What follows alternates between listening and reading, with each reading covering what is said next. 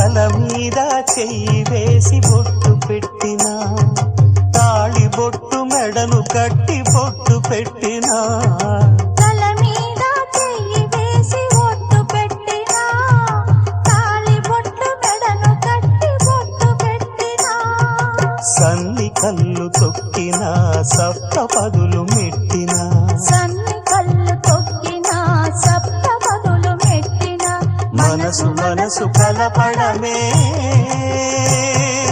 మంత్రం పరమార్థం.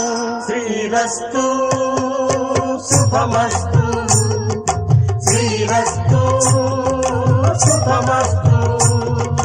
శ్రీకారం చుట్టుకుంది పెళ్లి పుస్తకం, ఇక ఆకారం దాచుతుంది కొత్త జీవితం.